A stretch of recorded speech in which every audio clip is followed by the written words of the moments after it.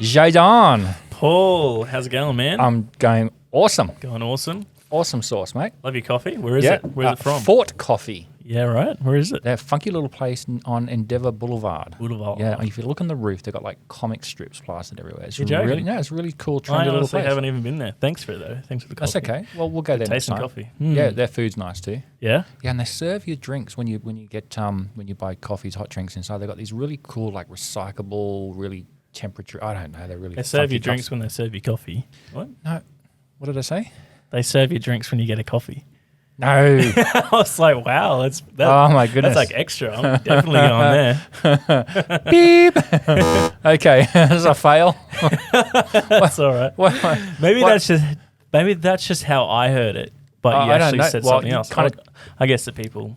If people who know me, they have to put the Paul translator on because sometimes I just say stuff backwards, upside down, left to right, but it makes sense. And it's like, but he didn't say it like that. Yeah. So yeah, no. When they serve you hot drinks, they serve them in these really cool, like recyclable type cups. They're really nice. Right. Yeah. Cool. Anyway, hunky dory. Now go get yourself a coffee at Fort. Will do. On to our first segment. Why does it exist? Why does it exist? Dun, dun, dun, dun. Dun, dun. Okay, so what was the one? Tesla. Electric cars. Electric cars. Yeah, so I don't know. We were talking about this the other day, weren't we? Yes, you're quite passionate about it, Paul, actually. Oh, Elon Musk. He wants one. Oh, Elon. Chicken what? Yeah. Oh, SpaceX, the Boring Company. I mean, he makes flamethrowers. He's such a cool guy. He's like Iron Man. You know, but like real. Yeah, for real. Tesla. So why does it exist? So electric cars today, there's a lot of brands now that are branched out, and there's a lot of new companies now doing electric cars. I would believe VW's just released their electric version. Of the Golf? I've seen that. Yeah. Funky looking thing. I know. And there's all these other startup companies now producing electric cars. But electric cars back in the 80s were banned. Did you know in America? Did they even have electric cars back then? Yeah. So a couple of companies, or this particular company, brought out quite decent electric cars. They didn't have huge range back then because battery technology was pretty crap. Yeah. But it was California banned them. Why? They actually destroyed the cars because there was such there was heap of pressure from all the oil companies to say, hey, look, and it was all political and all that type of stuff. Yeah.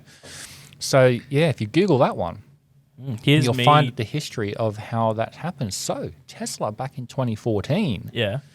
So, when Elon bought Tesla, the original company, they modified the car and it was kind of a bit of a small startup. It wasn't ever going to be serious. And when they got going and found out, this company is just going to go, crazy. And I think they're now, would you believe? Would you try again? Yeah, try again, Paul. Yeah, try again. Sorry, Siri. Sorry. Shush. So, oh my goodness. That's another one. Okay, yes, 2014. So, 2014, Tesla? Tesla released all their patents. They went, you know what, guys? Take it. We want competitors. I think that's really cool. Oh, how cool is that? Instead of, being what they are. So what they've done essentially is they've created all of this competition, and now, governments around the world, they can't do anything about it because it's just taken off like wildfire. Yeah. And it's fantastic. Electric cars, out of all the automobiles that have been sold, I think it was last year I read, Tesla outsold, I think, 5 or 6 manufacturers combined. Are you serious? Yeah. Tesla. They are pumping these things out. And there's a lot cheaper cars out there than a Tesla. I mean, personally, I would own one any day of the week, but I just can't afford it, man. When you're putting the petrol money into the car, it kind of works out economically. Do the thing and, you got to get the loan in the first place. Yeah, I know. One day. But I don't know about you. I wouldn't really buy any other electric car apart from a Tesla. No, because they're cool. I just wouldn't trust it. Don't they have like a bit of an Apple feel to them? They do updates and they've got all these cool gadgets and your car can dance and you got fart cushions. Did you know that? No. Yeah, when you sit on the seat, it activates you can activate a fart machine. Imagine being like an Uber. Excuse you. Well, get out of the car. Got to wind the window down. Yeah. Automatic windows when it triggers the sound. Yeah. Oh my goodness. Yeah, but that's cool because the company's cool, right? Yeah. Is that why you're attracted to it? Yeah. So it's branded itself in a way. You know, when I see all these videos on Facebook of like their cars dancing and their doors are going up and down, singing Christmas music to them. And they drive themselves. Yeah. I know. And the bloody Roadster. Have you seen how fast that thing is? 3-4 seconds or something like that? No, it's bloody quicker than that. Is it? It's as fast as a motorbike. Have you been on the Superman Escape? Oh, yeah. But it's faster than that. Yeah, okay. I think. Don't quote me on it. No, don't quote me on it either. It's pretty quick. Bloody fast. Electric cars. I know. I've seen a lot of videos on YouTube of these things dragging Lamborghinis and Ferraris and kicking their ass. Yeah. And it's a family car, 4-seater sedan. Yeah, kids in the back, going, hey, Dad, put your foot down. Whoa! Hold on, kids. So, yeah, go buy a Tesla, everyone. Not sponsored by Tesla, by the way. No, fantastic car. But, I mean, it's kind of a good little topic, talking again, in that marketing space, how a company that's branded themselves and positioned themselves in such a way, people almost feel a part of it, There's a connection between a company and a person. Yeah. And it happens rarely. Apple's another good one. People have a personal connection and think, oh, I love that brand. Yeah. They become big fans, big fanboys, advocates and what have you. So there's not a lot of companies that can pull it off. But, yeah, Tesla is we don't even own anything Tesla. No. And we're fanboys. But we're telling everyone to get one. No, exactly. I test drove one. Did I tell you? No? Yeah. Yeah? Yeah, I went into the city. Yeah, with Dad one day. How was it with the self-driving thing? Is it strange? That first 10 seconds, I was like, get me out of here. Yeah, come on, this is just stupid. But then I'm like, this is freaking awesome. Does it actually drive itself? It drives itself. It steers itself. It slows itself down. It will change lanes. I'm like, yeah, it was bizarre. And also it uses GPS and stuff like that. So if you're going through like a bumpy neighborhood, you've got potholes and stuff, in some of the older suburbs here in Brisbane. Ones which you want to avoid. Yeah. It actually raises the suspension automatically. Really? Yep. Does it drive around them or drive through them? No, it still drives on the road, but but it's a little bit softer. You're not scraping the spoilers and stuff like that. Good. And well, bottoming that's out, and off it goes. Yeah, that's crazy. Have you seen them predict car crashes? Yes. That's freaky. Yeah, that is goddamn freaky. Well, we're getting off topic, but do you know how they do that? No. Through image recognition. Right. So there's a lot of companies that are trying to do it with a technology called LiDAR, which is kind of like it's like a radar. I've seen that before. But they don't use that. They use image recognition because they've got so many cars on the road. Yeah. They're taking photographs, 40, 50 frames per second of every car. So over time, it knows the position of a car, what the underside of a car looks like, the front. So if a car's rolling or flipping or turning at speed at a funny angle, it knows exactly, through physics how it's going to. It can predict it. Yeah.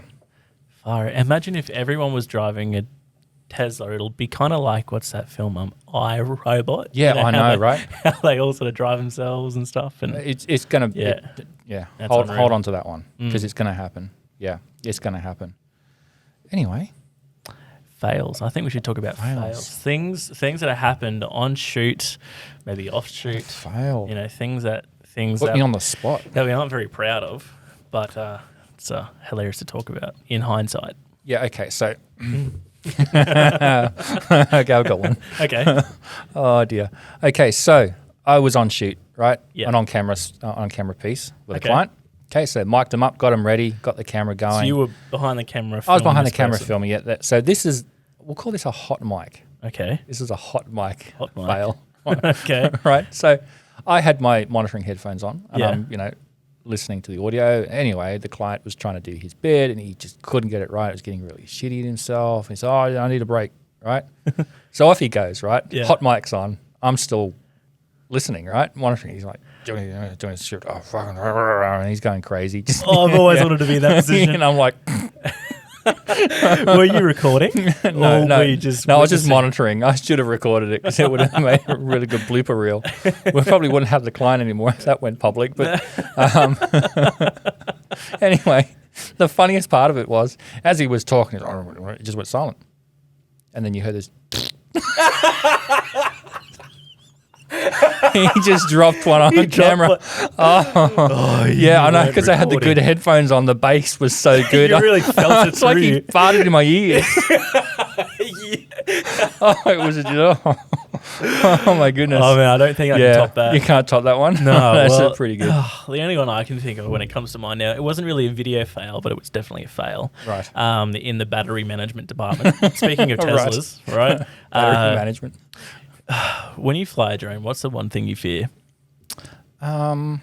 Hitting something usually, or how about crashing, falling out of the sky, right? No matter what, right? So I was flying a drone. It was in the. Thank God, I was in. You forgot to charge the battery. No, not quite. Right. Okay. It's more like overcharging it without realizing that, right. like you should like change them every so often. So what happens is the battery was inside the drone. It was a Mavic Pro 2. So they sit in on top and they click in, right? Click, click. And I noticed the day before. Just out of context. So no one gets into trouble here. Yeah. Where were you flying? And was it safely? Or was it within regulation? It was good, within excellent. regulation. It was in the middle of an acreage estate. So good. It's not, all right. It's not very populated. Yeah. So thank God for that fact. Yep. Because I was flying, I was probably about 70 meters in the air. I was getting like a shot of the whole block. So I had to fly up quite high. Yep.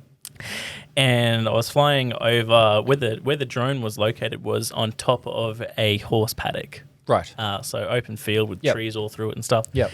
And then I was looking down at my screen and it just went blank. I was like, oh. So I went to gain visual line of sight with the drone again. Yep. And all I saw was the thing like falling out of the sky. Not like... Just free falling. Free falling.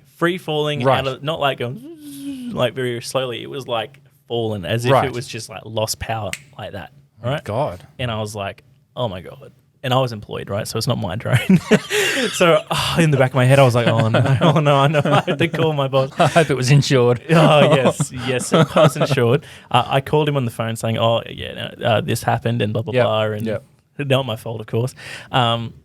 Because what happened, right? So I had to go and find the drone, of course. So how does a drone just fall out of the sky? Because it's never happened to me. In that particular case, it was poor battery management. Right. So we didn't realize that the battery was like on its way out, like it was dying. Right. Because I noticed the day before that the battery was a bit puffed on the bottom of it. Right. So the life cycle of it was like on its way out, but I didn't know that. And so whilst I was flying, thank God I was flying where I was, the battery actually ejected out of the drone, went 40 meters one way and the drone went 20 meters the other way, right? And I spent an hour trying to find this damn thing with a horse on my ass trying to like... in the property, right? I knocked on the door of this farmhouse for like 30 minutes trying to tell someone, me, sir, hey, a drone crashed in your property. Yeah, I need to go find the drone and crossing my fingers that it actually let me find it and not just go get the piss off my property, blah, blah, blah. Just wait for this shotgun. Get off my Exactly. porch. So I made the executive decision of going into the horse paddock on my own accord. Oh, okay, so breaking and entering, crashing a drone. Right. I know, I really should be talking about this, hey. So I went into the paddock and found the drone after a quick while, and the battery was like in pieces. Right. And was the horse okay? Horse was fine actually. Yeah. So I was afraid for that whole time. I was just like, this drone could be in the tree. Like I saw where it was falling, but like the drone was about like 80 meters away from me, so I couldn't see the precise location. It was like here somewhere. So the battery was like over there, 20 meters, and the drone was like over here. So when I went to leave, the horse wouldn't let me out the gate. I was like, so I had to slide under the gate. I got all messy. And anyway, epic fail, drone fail. Battery fail. Yeah. Wow, that's never happened to me. So I didn't crash into anything. It was purely just poor battery the battery's like, I'm out of here. Whoop. That's right. Yeah, see you later. Just pulled that chute. Off I went. Eject. Yeah, so that was by far the worst experience when it comes to like gear that I've ever experienced and been through. So, but live and you learn, don't you, Paul? Yeah, that's right. You do. My goodness. Holy moly. Yeah, so what a story. That would have been a heart stopper. Yeah, it was.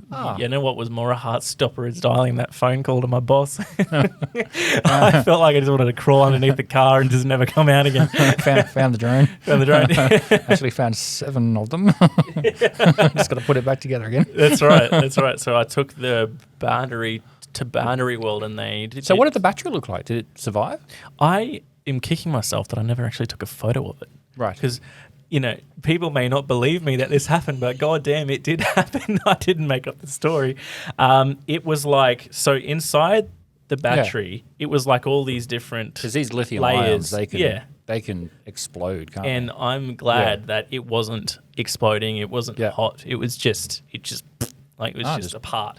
Right. So I took it straight to Battery World, and they took care of it and put it away or destroyed it or did what they did. They dump them in salt water, apparently, Really? to stop the reaction happening if they get punctured again. Yeah. Yeah. So that was the most craziest car ride of my life with that battery on my front seat. Going, don't explode. It's just eyeing you off. Don't explode. Try to kill itself once it's sitting there going, all right, mate, I'm going to That's take right. you down. Yeah. Oh, my God. So that was probably. So anyway, dead battery, new drone. Moving on. That's right. So after that, I got left with the DJI Spark. Little Fly around that, baby. Jayden. little thing, little pissy little thing, and I'm like, I deserve it. Yeah, you're back on your L plates. Exactly. Yeah. Oh, dear. Yeah, so people don't realise, do they? When they book, what they book, and we charge what we charge, that this stuff happens. Yeah. And we've got to replace it. And we have to know these things as well. Like in my like in my classic my fashion, it's trial and error. In it. Learn from experience. That's right. In the deep end. Yeah. Oh, that didn't work. Oh, just don't do that again. Yeah. Oh, my goodness. So, okay, so that's the fails then. Yeah. So, we've only got a few minutes left. Geez, we chat. Don't we? Don't we? Yeah, God. Chin wag a bit. So, here you go. Your chance to throw some tips out there. Okay. So, what makes a good video? Oh, such a good question. Oh, Many factors. it's like we wrote that down on the notes pad. Oh, I know. So, Jayden, Who thought what about makes that? a good video? Yeah, you asked that so inquisitively. Because there's a science behind it. It's not just slapping images and stuff together and a few transitions, right? That's right. Some of the best videos you see are where you didn't think was planned was very planned. Yeah. Okay, And so 2-minute hot tip. hot tip? Okay, Tick, tick, bang. tick, tick, tick, go. I only have one thing? Okay, audio. Right? Audio, biggest part of making a video. Tell me I more. could film this on my phone right now. Yeah. Yep. Right? Yep. But if we were doing the podcast with the audio off my phone, it would sound like bleep, right? But we're using the audio off this to make our voices sound clear and cut, right? So that is my biggest tip, is there are things made today that you can plug into your phone to these record little good microphones, audio. can't you? Yeah. Exactly. Yeah, And they little can be wireless ones as well. wired or Yep. wireless. And that is just a cool, quick tip of how to make your production quality bigger and better, because it could be the best looking film in the Hold world. your camera still. Oh, last episode or a couple episodes ago, clean your lens. Yes, clean your lens, right? And as I was saying, it could be the best film in the world made by James Cameron or some other big guy, right? But if it sounds like shit, you would think that film is shit. So you gave me this good example years ago when we were talking about this. Yeah. And you gave me an example about a horror movie. Oh, this is the best Quickly, tip, right? quick, tick, Go tick, and tick, tick, search tick. Scream or, Jaws. Nightmare on Elm Street, Jaws, right? And watch a scary scene on mute. See if you're scared. Yeah. All right, I guarantee you that you will not be scared. That's in the audio. Everything is in the audio. And audio design. The music, sound design. Sound right? design. So you've got your dialogue, and then you have your music, and then you have your sound Yep. design. So that is your like one of those big things is called Foley, Yep. and there are paid people that are in a studio kind Yep. of like this Yep. to recreate sounds. Yep. So, for example, like someone is going on a bushwalk in the middle of some place in the blah blah. Yep. Anyway, they will recreate the footsteps with shoes And the crunching and the leaves and stuff. crunching and this and that. Yep. Right. And what you don't realize, I wonder if I can throw some sounds in here. What a film looks with and without that, right? If you add it the right way, you won't even realize it's there. Okay, let's do a little mini ad for coffee. Yeah? Okay. Yep. Right now, just off the cuff. Okay. Okay. Oh, yeah. So using sound design. Okay, Right. so we're going to add some sound design into this next little bit. Okay. Yep. Okay. Just to try and improve, right? So without sound design, right? So we'll say it and so this is without sound design. All right. So delicious coffee brought to you by Fort Coffee in in North Lakes. Yes, they are freshly ground. We Freshly steam our ground, milk, steamed coffee. and it is Brew to perfection. Brew to perfection. Could you just imagine waking up on a cold winter's morning with the birds tweeting, drinking this nice warm coffee? Okay, that was a bit much, but yeah, there you Is go. that a bit much? Bit much. All right, now we will repeat that with sound design. Ready? Actually, but without the descriptive words. Okay. We'll just talk, yeah. So we'll replace that description Yeah. with, Love it. Okay. Go for it. all right. So, beautiful warm coffee here, brought to you by Fort Coffee. Yeah, we brew and extract our beans and our freshly ground steamed milk. Steamed milk. Is just delicious to drink. Does that sound there? How good's that? Okay. Can you tell the difference now? It's Yeah. kind of weird unless So you're I've seen watching you it as work well. on video, right? So, when you look at video, again, people think you just slap stuff together and put in a bit of music. Yeah. But watching, you edit and looking at the audio tracks, because if you look at the editing software, you've got audio tracks and video tracks, right? Yeah. You can go maybe 5, 6, 7, 8 layers. And that's not a lot. I mean, when you're talking true sound design, it's Yeah. like freaking hundreds, and they I group have them and all friends- sorts of stuff. It's crazy. But Yeah. I have friends who do like short films and like Yep. even like short little cuts and stuff. Yep. Where they might have 6 video layers, right, of all their effects and text and all that stuff. But they will have 50 sound layers, Yep. right? That's a lot. There are people out there which show you what the before and after of it looks and feels like, right? I guarantee you that you will be more intrigued in the one with sound design than the one without. They both have music. They both have people talking in it. But if the camera goes past like a brush or a tree, you hear the sound, you know, and then you pour that And it's milk. subtle, isn't it? Yeah, it's subtle. And the good thing, if it's done right, you won't even notice it's there. Yep. That's what's cool about it. And it gets the hair on your arms standing up and the goosebumps Definitely. going when you're getting involved and engaged in Yeah, something like that. and you feel like you're there, pretty much. Oh, there you go. So, hot tip. was, Hot tip. Yeah, sound design and Sound audio. design. Pretty much audio, right? It is more important than your visual, in my opinion. Could open up a can of worms. Maybe. Tell me if you Are you the disagree. audio guy People- or are you the video guy? Yeah, people who are into this space, tell me if you agree or not. This is going to be like audio, a Ford and Holden battle, isn't it? That's right. Right. Audio or video when you make a production of any scale, which Yep. one's more Yeah, important? pitch your case. Then go gentle because we don't read the comments. Yeah. No, we do. Yeah. Okay, so moving on quickly. What's next? What's next is how do you start the marketing process, Paul? How do you start? Well, you start the marketing process like this. It's really simple. Just start. Just start. Just start. I think the number one thing that people need to do is create content. Yeah. I think content is king, and you probably hear that quite a lot in our little space. But yeah, like we were saying before, we've given some great video tips. We've given some great, photography tips in the other episodes. Yep. And I think just grab content. To start the marketing process, you need something to make from something, yeah? Yeah. So when you start creating that genuine, authentic content, you need genuine, authentic pieces. Yeah. I You get with the that. staff, out on site, wherever you might be, a customer testimonial, those types of things. You can pretty it up, put a bit of production, quality onto it, but you don't Yeah. have to go too crazy. Once you've produced and you've got this content, then you can start plastering it around all sorts of different platforms and making it work for you. Yeah. But that's what I would say is how do you start? Is just start. Don't be afraid of it. The marketing process and getting clients is it takes time. It You can know? be a bit daunting, hey? It can be.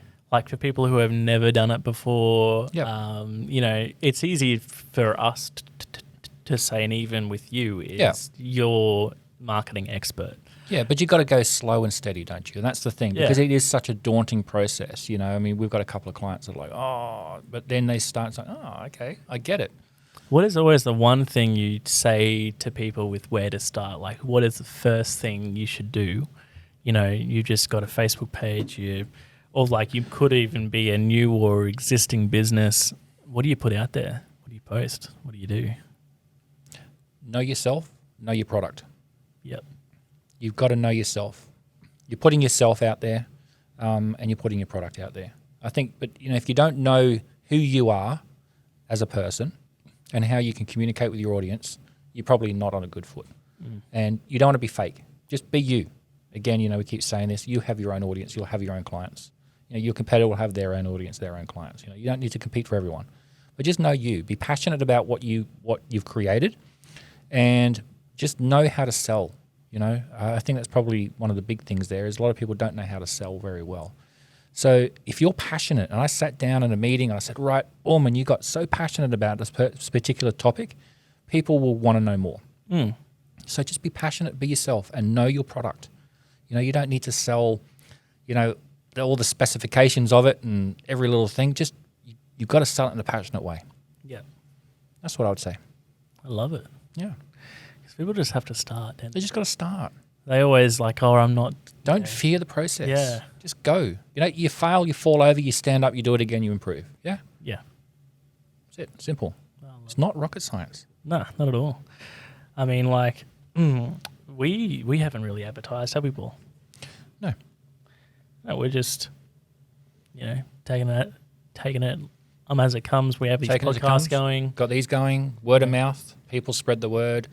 And, I think once you've got the client, you over-service. You always over-deliver. Yeah. Under-promising, over-delivering has always been key for me.